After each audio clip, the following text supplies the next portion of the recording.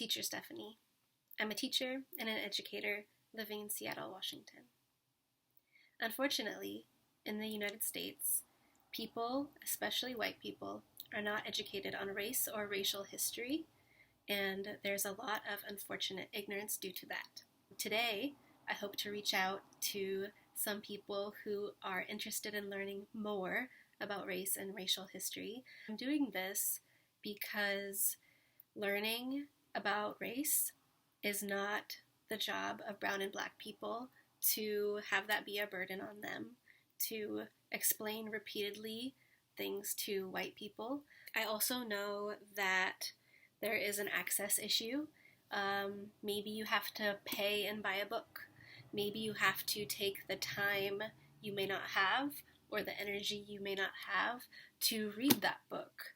So I thought, as a teacher and as an educator, as someone who does have access to books about race and racial history, I could take on starting a conversation.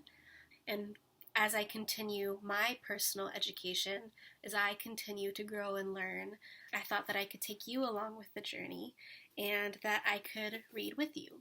So consider this a story time, but I hope that I can start this conversation and get some ideas going, maybe open some doors. I know that a lot of us try to have conversations online, which can be really hard. So instead, I hope that you take my hand and that together we can listen to this story and take some personal time to think about how it touches you and how it might relate to you. And maybe it will open all of our eyes a little bit to things that we've been taught to be blind to. I'm going to call this series So You Want to Talk About Race, after the book by Ijeoma Oluo. She's a Seattle-based writer. But for today, we're not going to start with that book. We will be reading that book and others, but I'm going to actually start by reading this one by Robin DiAngelo. This book is entitled, What Does It Mean to Be White? Developing White Racial Literacy. I encourage you to buy this book and Ijeoma Oluo's book as well, and all the books that we'll be reading together. For a bit of background, Robin DiAngelo is a white woman. I'll add a photo, and she received her PhD in multicultural education from the University of Washington in Seattle in 2004. Before I begin, I'd like to show that in the acknowledgments in the beginning of the book, there's a map of Indigenous peoples' land. And I think that this is really important to acknowledge. I am currently on Duwamish land. In my teaching, I use the STI, or Since Time Immemorial curriculum. And even before we begin, I hope that each of you maybe take a minute to look up where you live and find out whose land you're on. Introduction. I grew up in poverty, in a family in which no one was expected to go to college. Thus, I came late to academia, graduating with a BA in sociology at the age of 34. Unsure what I could do with my degree, I went to my college's Career Center for help. After working with the career counselors for several weeks, I received a call. The counselor told me that a job announcement had just arrived for a diversity trainer, and she thought that I would be a great fit. I didn't know what a diversity trainer was, but the job description sounded very exciting. Co-leading workshops for employees on accepting racial differences. In terms of my qualifications, I have always considered myself open-minded and progressive. I come from the West Coast, drive a Prius, and shop at natural food markets such as Whole Foods and Trader Joe's, and always bring my own bags. I will admit that I have on occasion told an ethnic joke or two, but never in mixed company, and that I was often silent when others told similar jokes or made racist comments. But my silence was usually to protect the speaker from embarrassment or avoid arguments. Thus, confident that I was qualified for the diversity trainer position, I applied and received an interview. a new paragraph is about to start. But before I go on, this reminds me of instances that I've had in the past, especially when I was younger. I remember a best friend that I had that I met in my undergrad, and she moved away to Olympia. I'm in Seattle. And once she invited me to visit her, and I drove all the way down to Olympia, and it was for some sort of like hippie bonfire thing going on, some women's workshop. And I went, and there was only white women there. And the workshop was supposed to be kind of women empowerment, and there was a lot of heavy stories. And near the end, someone said like that there needed to be like a joke or some lighthearted note to end it on or something like that. And my friend volunteered that she had a joke, and I don't remember what this joke was, but I do remember that the punchline was some racial line about a black woman's hair, and I remember being very offended, and I got very quiet, and I never said anything directly to her about how offensive that joke was, and how I don't think she would have said it if there were people that weren't white there, especially to like a black woman's face. And I wish I would have said something. And I have kind of purposefully lost contact with this friend. And now if you're watching this and you wonder why, you know why. Perhaps our first assignment together, if you're joining me on this journey, will be to look back at a time that you heard or saw something and you were silent. Let's journal together and say, if you could go back, what would you say instead? What would you do instead? I want you to think about it, write it down, have a heartfelt moment, and then commit to doing that next time. Next paragraph. The interview committee explained that the State Department of Social and Health Services, DSHS, the Welfare Department, had been sued for racial discrimination and had lost the suit. The federal government had determined that the department was out of compliance regarding serving all clients equally across race and, as part of the settlement, had mandated that every employee in the state, over 5,000 people, receive 16 hours or 2 full workdays of diversity training. DSHS hired a training company to design and deliver the trainings, and this company wrote the curriculum. Part of the design was that interracial teams would deliver the trainings. They needed 40 trainers to be sent out in teams of 2. The interview committee, composed primarily of other open-minded white people such as myself, agreed that I was qualified and I got the job. Initially elated, I had no idea that I was in for the most profound learning curve of my entire life. I showed up for the Train the Trainer session with 39 other new hires.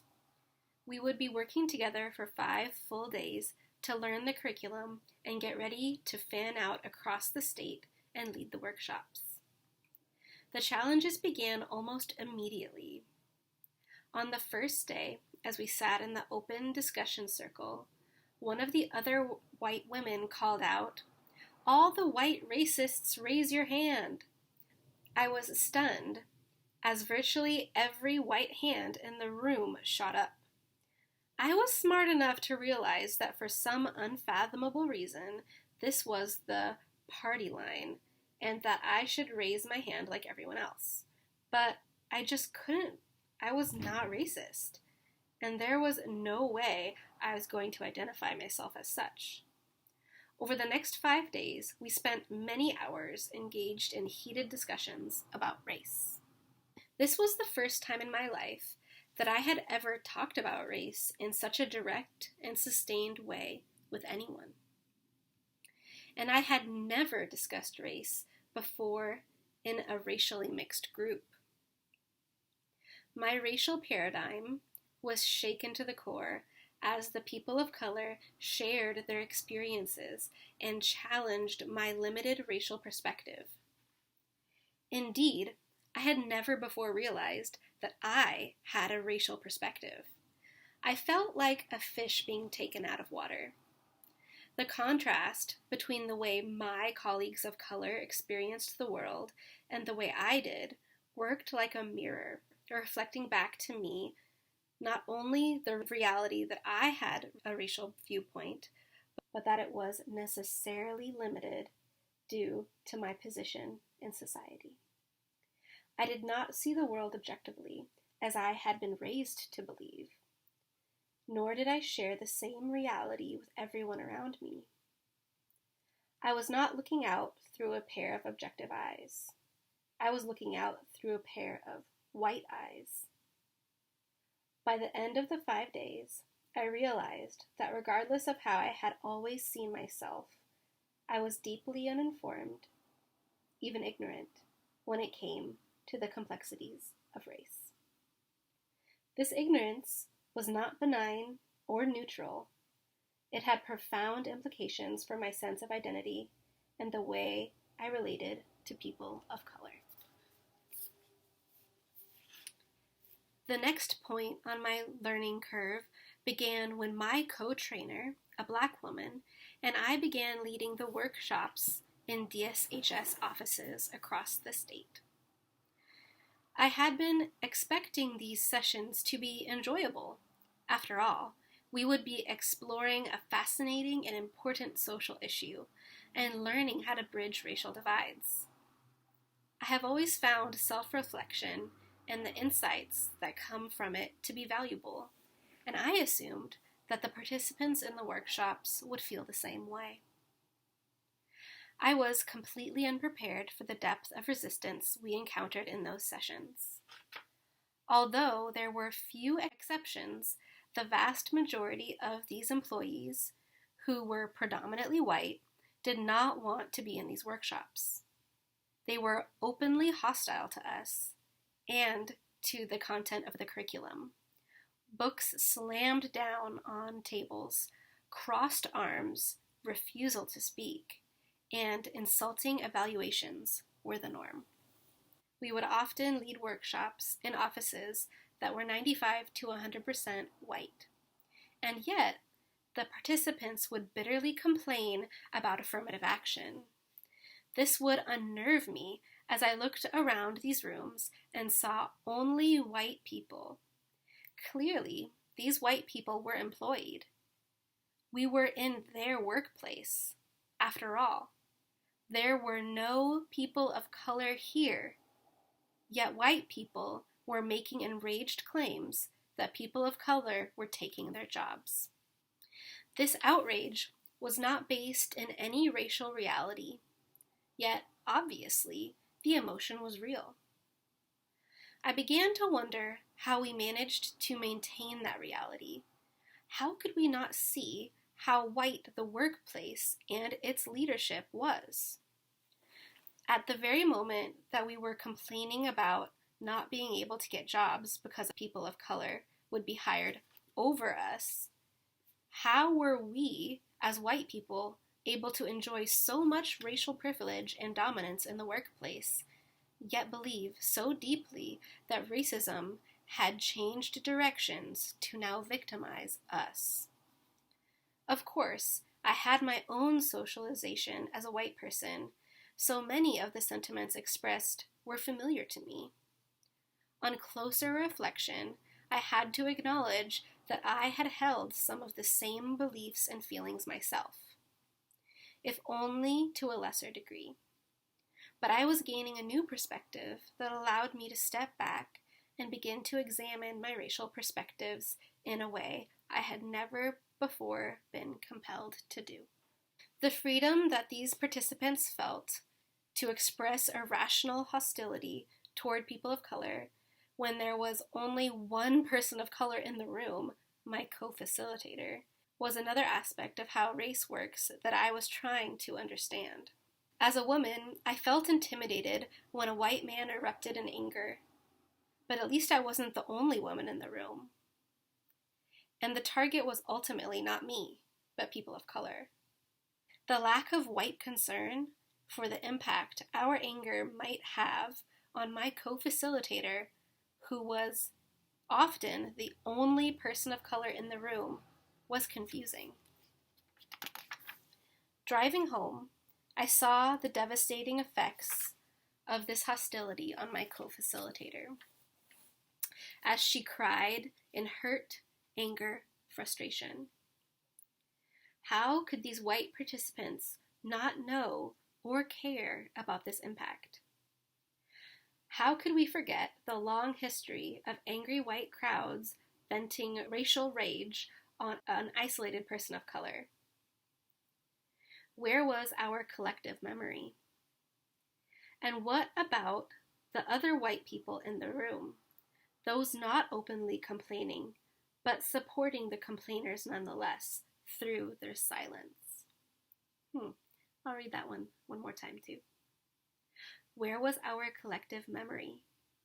And what about the other white people in the room, those not openly complaining, but supporting the complainers nonetheless through their silence? How might the ability to act so insensitively across racial lines depend on the silence of other whites? If we, as white people, did not speak up to challenge this, who would? How much more emotionally, intellectually, and physically draining was it for my co-facilitator to speak back then than it was for me? Yet it had always been socially taboo for me to talk about race directly. And in the early days of this work, I was too intimidated and inarticulate to raise these questions. We had 5,000 employees across the state to train, and the project took 5 years to complete.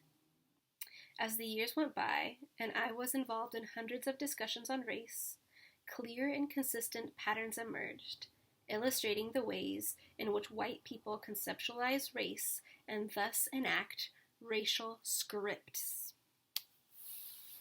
Once I became familiar with the pattern, it became easier for me to understand white racial consciousness and many of the ideas, assumptions, and beliefs that underpin our understanding of race.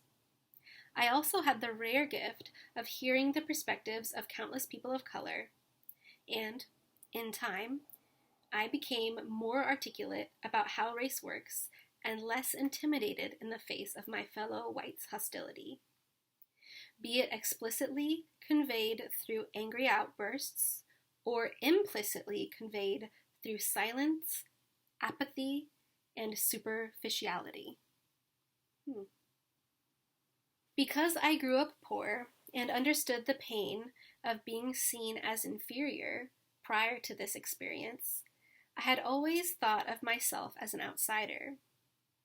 But I was pushed to recognize the fact that racially, I had always been an insider. The culture of whiteness was so normalized for me that it was barely visible. I had my experience of class marginalization to draw from, which helped tremendously as I struggled to understand racism.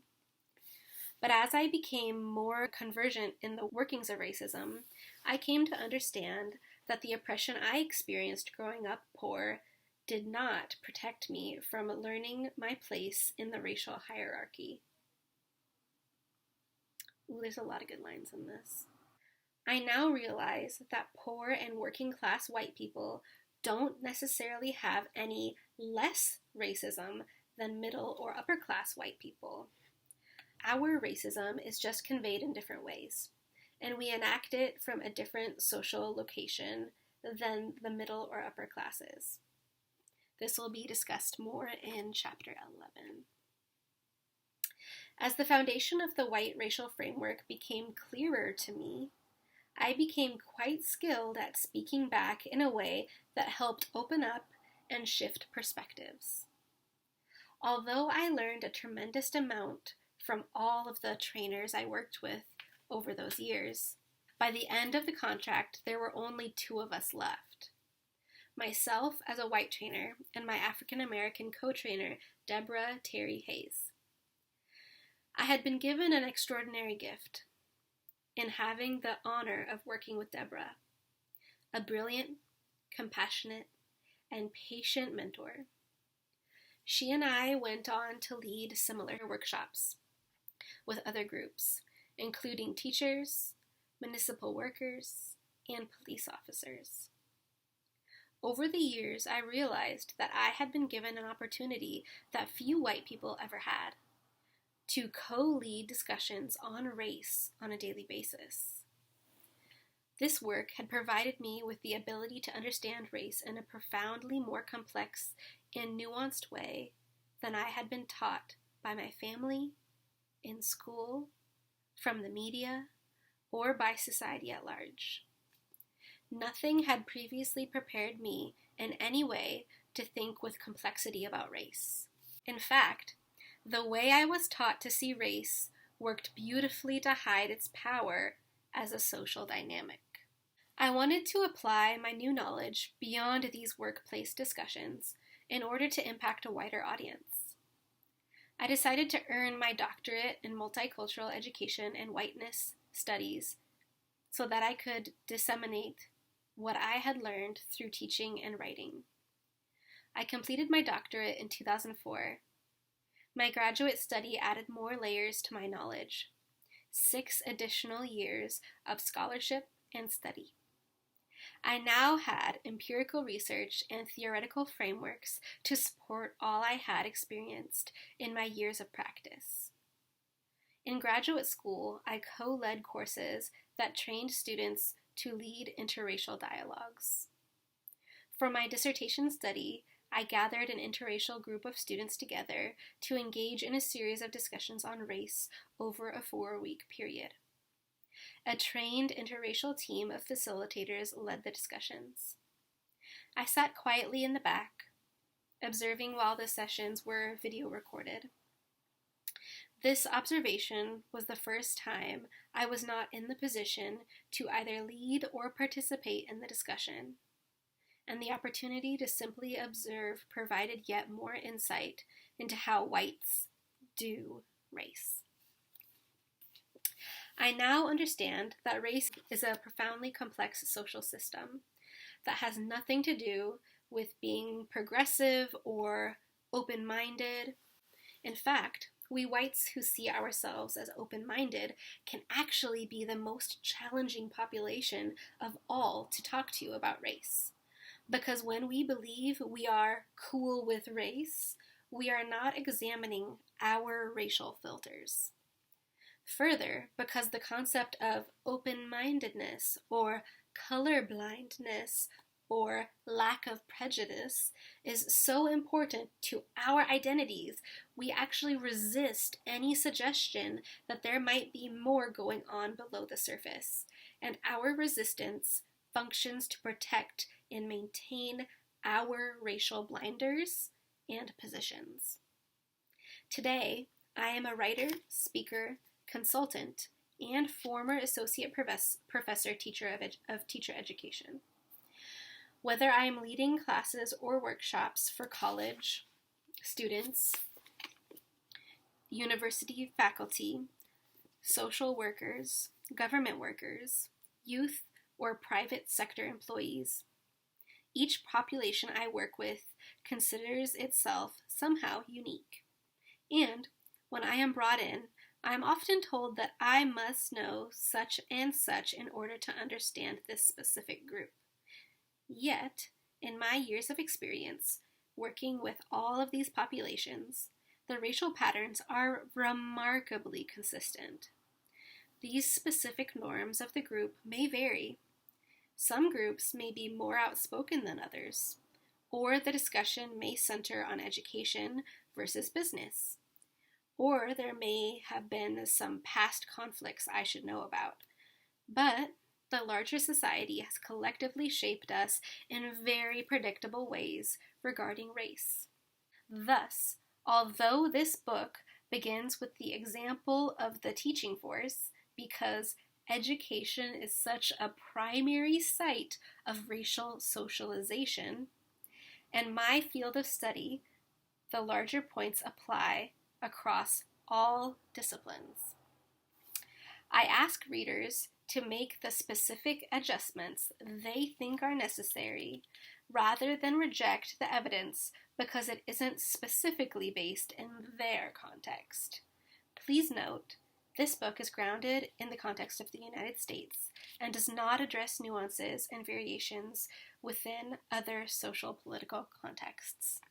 The Dilemma of the Master's Tools. Audre Lorde, in 1983, a writer, poet, and activist, wrote that, quote, "The master's tools will never dismantle the master's house." She was critiquing feminists of the time who claimed to represent all women, but who focused their concerns on white middle-class women. This focus rendered women of color invisible and reinforced the race and class privilege enjoyed by white middle-class feminists. Lorde and other feminists of color argued that race, class, and gender were inseparable and must be addressed together. She argued that by not addressing race and class, these feminists were actually reinforcing the system of patriarchy and its divisions, reinscribing racism and classism, among other forms of oppression, in the name of eliminating sexism. Lorde's famous quote also speaks to the dilemma of challenging the system from within. For example, can one authentically critique academia while employed by it and thus invested in it? This is one of the major challenges I face as a white person writing about race. While my goal is to interrupt the invisibility and denial of white racism, I am simultaneously reinforcing it by centering my voice as a white person focusing on white people. Although some people of color appreciate this, others see it as self-promoting and narcissistic. This is a dilemma I have not yet resolved, but at this point in my journey toward a greater racial awareness and anti-racist action, I believe the need for whites to work toward raising their own and other whites' consciousness is a necessary first step. So I would relate to this in me even making this video right now. I'm calling attention to my voice currently, and I'm being visible currently. And as I stated before I started the video, I do not think that it's the job of brown and black people to do the work to educate white people. I know it's exhausting. I know it can be traumatizing or re-traumatizing. So that's my motivation for this work. And I know that I personally still have a lot of growing to do. And I hope that we can grow together. I also understand and acknowledge that this focus reinforces many problematic aspects of racism. This dilemma may not make sense to readers who are new to this exploration, but it may later on. Another master's tools dilemma I face is that race is a deeply complex socio-political system whose boundaries shift and adapt over time. As such, I recognize that white and people of color are not discrete categories, and that nested within these groups are deeper levels of complexity and difference based on the various roles assigned by dominant society at various times, i.e., Asian versus Black versus Latino versus immigrant, Jewish versus Gentile, Muslim versus Christian. By speaking primarily in macro level terms, white and people of color, I am reinforcing the racial binary and erasing all of the complexity within and between these categories. For example, what about bi or multiracial people? What about religion? like Islam, which in the current post 9/11 era has been racialized. As will be discussed, race has no biological meaning. It is a social idea. Therefore, one's racial experience is in large part dictated by how one is perceived by society. I might have underlined that because I walk through the world as a white woman. I'm very pale, I have freckles. My mom is Irish, but my dad is Spanish, Mexican, and Native with ties to the Pueblo and Apache people. But there has been a linguistic language loss in my family, so myself and my sisters do not speak Spanish at all, where my grandmother does. And being so light-skinned and half Irish, I am not perceived as being mixed at all, so I walk through the world that way. Yeah. Barack Obama is a clear example. Although he is equally white and black in current racial terms, he is defined as black because he looks black and therefore, at least externally, will have more of a black experience. Society will respond to him as if he is black and not white. This also relates to me because my partner is a black man and will have children one day, and I know that by society they'll be perceived as black. Thus, for the purpose of this limited analysis, I use the terms white and people of color to indicate the two macro-level socially recognized divisions of the racial hierarchy. I ask my readers who don't fall neatly into one or other of these categories to apply the general framework I provide to their specific racial identity. I will explore specific racial groups in more depth in Chapter 17. Again, at the introductory level, my goal is to provide basic racial literacy, and, as such, understanding the relevancy of the racial binary overall is a first step, albeit at the cost of reinforcing it. To move beyond racial literacy to develop what might be thought of as racial fluency, readers will need to continue to study the complexities of the racial construct. So that was the introduction to What Does It Mean to Be White? Developing White Racial Literacy by Robin DiAngelo. In my next video, I will be reading Race in Education. I'd like to remind you that if you would like to engage in this learning with me, our first assignment is to think back to a time that you were compliant or silent when someone else was saying something that was racial, or that you maybe had like a gut feeling that you're like, this isn't okay, but you were silent and you didn't say anything. So for that first thought development, I would like you to think back to what would you do or say differently if you could go back in time. And then I would like you to commit to doing that next time, so you're ready. For now, I'll say thank you for learning with me, and I hope that you join me next time and that we can continue to learn and grow together, and I appreciate you being here.